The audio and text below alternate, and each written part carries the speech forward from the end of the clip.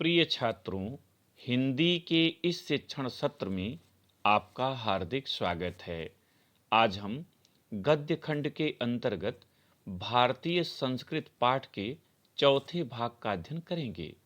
प्रस्तुत अंश में लेखक डॉक्टर राजेंद्र प्रसाद जी ने स्पष्ट किया है कि हमारी संस्कृत का प्राण तत्व उसकी नैतिकता व आध्यात्मिकता में निहित है। यह प्रायः अन्य संस्कृतियों की तरह भोग पर नहीं बल्कि त्याग पर आधारित है। हमने संसार के प्राणियों के हृदयों को सत्य एवं अहिंसा के बल पर जीता है, तलवार के बल पर नहीं। यही हमारी संस्कृति की विशेषता है, विशिष्टता है। गद्यांश देखें। यह एक नैतिक और आध्यात्मिक स्रोत है जो अनंत काल से प्रत्यक्ष या अप्रत्यक्ष रूप से संपूर्ण देश में बहता रहा है और कभी कभी मूर्त रूप होकर हमारे सामने आता रहा है। कठिन शब्दों का अर्थ और व्याख्या के साथ देखते चलें। नैतिक माने नीति एवं चरित्र संबंधी, आध्यात्मिक आत्मा परमात्मा संबंधी, मूर्त मूर्त माने साकार। लेखक डॉक्टर राजेंद्र प्रसाद जी कहते हैं कि भारतीय संस्कृति में विद्यमान अमृत तत्व का स्रोत उसकी नैतिकता और आध्यात्मिकता में निहित है, जो अनंत काल से प्रत्यक्ष या अप्रत्यक्ष रूप से संपूर्ण देश में प्रवाहित होती रही है। कभी कभी यह किसी महापुरुष के रूप में प्रत्यक्ष रूप में हमारे सामने आती भी रही है। यह हमारा सौभाग्य रहा है कि हमने ऐसे एक मूर्त रूप को अपने बीच चलते फिरते हंसते रोते भी देखा है, जिसने अमृत की याद दिलाकर हमारी सूखी हड्डियों में नई मज्जा डाल, हमारे मृत प्राय शरीर में नए प्राण फूंके और मुरझाए हुए दिलों को फिर से खिला दिया। अमृत अमर होना, मज्जा चर्बी, मृत प्राय मृतक तुल्य। लेखक कहता है कि हम भारतीयों का यह सौभाग्य है कि हमने अपने बीच ऐसे ही विलक्षण व्यक्तित्व को चलते फिरते देखा है, हंसते रोते देखा है, जिसे हम राष्ट्रपिता महात्मा गांधी कहते हैं। उन्होंने अपने सत्य एवं अहिंसा के द्वारा हमें अमरता का पुनः पाठ पढ़ाया और निराशा से भर गए हमारे मन में आशा रूपी ऊर्जा का संचार किया। वे हमारी सूख चुकी हड्डियों में अमृत तत्व की याद दिलाकर उसमें नई मज्जा डाल दिए हैं। सत्य और अहिंसा के तत्वों से हमें नवजीवन और ताजगी प्रदान की है। वह अमृत तो सत्य और अहिंसा का है जो केवल इसी देश के लिए नहीं, आज मानव मात्र के लिए, जीवन के लिए अत्यंत आवश्यक हो गया है। लेखक कहता है कि राष्ट्रपिता महात्मा गांधी ने जो सत्य और अहिंसा का संदेश दिया है, वह अमरता प्रदान करने के लिए पर्याप्त है और केवल भारतवर्ष के लिए ही नहीं बल्कि संपूर्ण विश्व के मनुष्यों के लिए आवश्यक है। हम इस देश में प्रजातंत्र की स्थापना कर चुके हैं, जिसका अर्थ है व्यक्ति की पूर्ण स्वतंत्रता, जिसमें वह अपना पूरा विकास कर सके और साथ ही सामूहिक और सामाजिक एकता भी। लेखक कहता है कि हमारे देश में प्रजातंत्र की स्थापना हो चुकी है। प्रजातंत्र माने लोकतंत्र, वह शासन व्यवस्था जिसमें जनता सर्वोपरि हो। लेखक कहता है हमारे देश में प्रजातंत्र की स्थापना हो चुकी है, जिसका तात्पर्य है कि व्यक्ति को अपने विकास करने के लिए पूर्ण स्वतंत्रता होगी। वह स्वयं अपने समूह का और समाज का उन्नति कर सकता है, विकास कर सकता है। व्यक्ति और समाज के बीच में विरोध का आभास होता है। व्यक्ति अपनी उन्नति और विकास चाहता है और यदि एक की उन्नति और विकास दूसरे की उन्नति और विकास में बाधक हो तो संघर्ष पैदा होता है और यह संघर्ष तभी दूर हो सकता है जब सबके विकास के पथ अहिंसा के हों। लेखक कहता है कि व्यक्ति और समाज के बीच में कभी कभी हमें विरोध प्रतीत होता है। ऐसा इसलिए है कि जब कोई व्यक्ति अपनी उन्नति करना चाहता है और ऐसा करते हुए वह स्वार्थ का सहारा लेता है और दूसरे की अवनति करना चाहता है, तो दोनों में संघर्ष उत्पन्न हो जाता है और यह संघर्ष तभी दूर हो सकता है जब हम अहिंसा के मार्ग का अनुसरण करें। हमारी सारी संस्कृति का मूलाधार इसी अहिंसा तत्व पर स्थापित रहा है। मूलाधार, मुख्य आधार, मूलभूत आधार। लेखक कहता है हमारी संस्कृति का मूलाधार यही अहिंसा तत्व है। हमारी संस्कृति इसी अहिंसा पर आधारित रही है। जहाँ जहाँ हमारे नैतिक सिद्धांतों का वर्णन आया है, अहिंसा को इसमें मुख्य स्थान दिया गया है। लेखक कहता है, जहाँ भी नैतिक सिद्धांतों की चर्चा की गई है, वहाँ मन, वचन और कर्म से अहिंसा को स्थान दिया गया है। अहिंसा का दूसरा नाम या दूसरा रूप त्याग है, और हिंसा का दूसरा रूप या नाम स्वार्थ है, जो प्रायः भोग के रूप में हमारे सामने आता है। पर हमारी सभ्यता ने तो भोग भी त्याग से ही निकाला है और भोग भी त्याग में ही पाया है।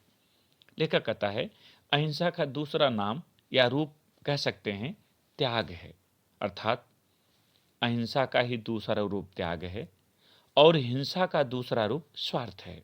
अर्थात जब हम स्वार्थ पर चलते हैं तो हिंसा का सहारा लेते हैं, और जब हम त्याग का कार्य करते हैं तो अहिंसा के मार्ग पर चलते हैं। और हमारी संस्कृति ने प्रायः भोग को भी त्याग के ही माध्यम से प्रकट किया है। श्रुति कहते, श्रुत माने वेद, तीन त्यक्तेन भुंजे था, उनका त्याग पूर्वक भोग करो। इसी के द्वारा हम व्यक्ति व्यक्ति के बीच का विरोध, व्यक्ति और समाज के बीच का विरोध, समाज और समाज के बीच का विरोध और देश के बीच के विरोध को मिटाना चाहते हैं। लेखक कहता है कि अहिंसा के द्वारा ही व्यक्ति और व्यक्ति के बीच का विरोध, व्यक्ति और समाज के बीच का विरोध, देश और अन्य देशों के बीच के विरोध को दूर किया जा सकता है।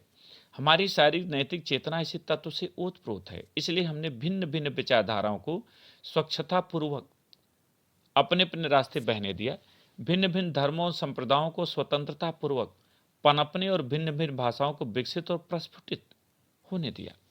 लेखक कहता है कि चूंकि हम अहिंसा के पथ पर चलते हैं, हमारी नैतिक चेतना का केंद्र बिंदु अहिंसा है, इसलिए हमने संसार की सभी संस्कृतियों को उत्पन्न होने दिया है, पनपने दिया है और उन्हें आगे बढ़ने दिया है।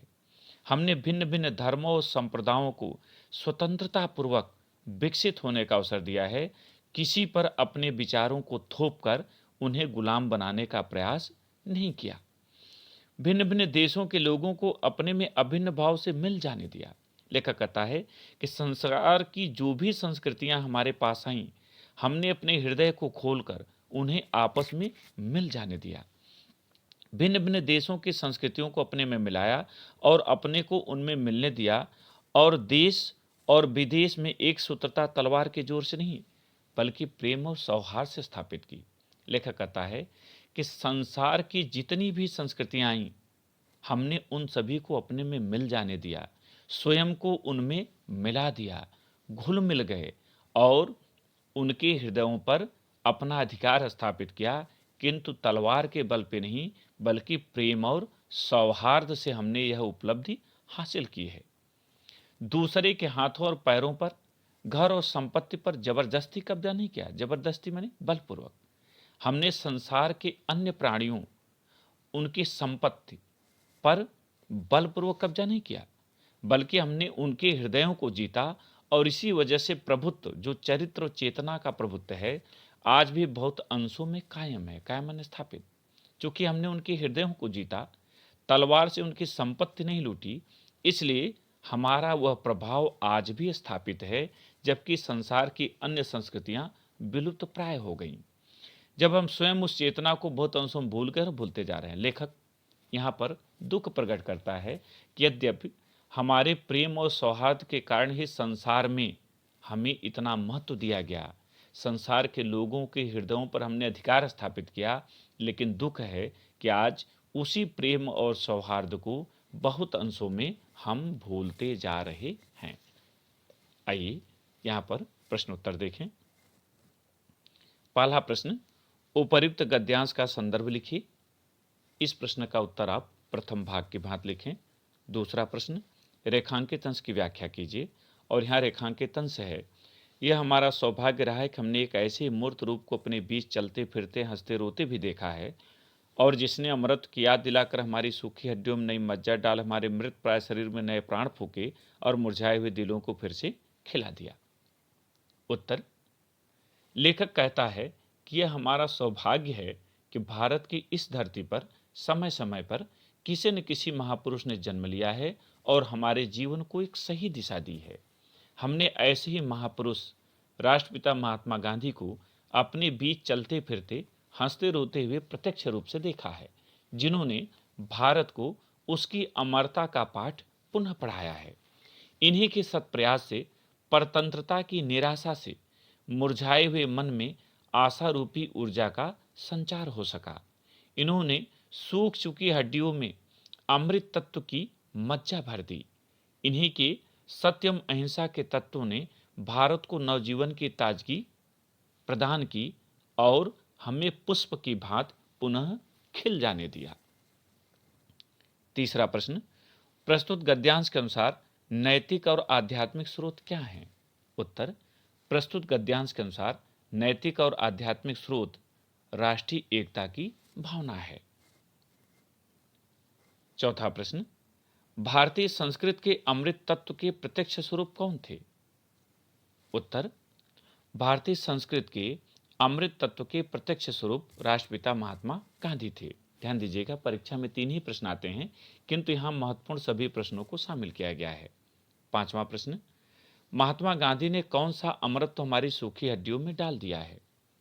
उत्तर, महात्मा गांधी ने सत्य एवं अहिंसा का अमरत्व हमारी सूखी हड्डियों में डाल दिया है। छठा प्रश्न, हमारी संस्कृत का मूलाधार क्या है? उत्तर, हमारी संस्कृत का मूलाधार अहिंसा का तत्व है। अगला प्रश्न, त्याग और स्वार्थ से आप क्या समझते हैं? उत्तर, अहिंसा का दूसरा नाम त्याग व हिंसा का दूसरा नाम स्वार्थ है। आठवां प्रश्न, हमारा प्रभुत्व आज भी क्यों कायम है?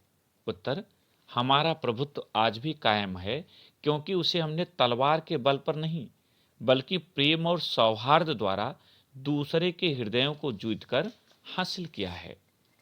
नवां प्रश्न, प्रस्तुत गद्यांश के अनुसार हमारी सभ्यता की मुख्य विशेषता क्या है? उत्तर, प्रस्तुत गद्यांश के अनुसार हमारी सभ्यता की मुख्य विशेषता यह है कि इसमें भोग भी त्याग से निकला है और भोग भी त्याग में ही पाया जाता है। अंतिम प्रश्न, प्रजातंत्र के अर्थ को स्पष्ट करते हुए बताइए कि इन पंक्तियों में किस देश के प्रजातंत्र का चित्रण किया गया है? उत्तर, प्रजातंत्र का अर्थ है व्यक्ति की पूर्ण स्वतंत्रता जिसमें वह अपना पूर्ण विकास कर सके। इन पंक्तियों में भारत के प्रजातंत्र का चित्रण किया गया है। प्रिय छात्रों, मुझे उम्मीद है कि यह भाग आपकी समझ में आ गया होगा। इसे स्मरण करें। अगले भाग के साथ फिर मिलेंगे। बहुत बहुत धन्यवाद।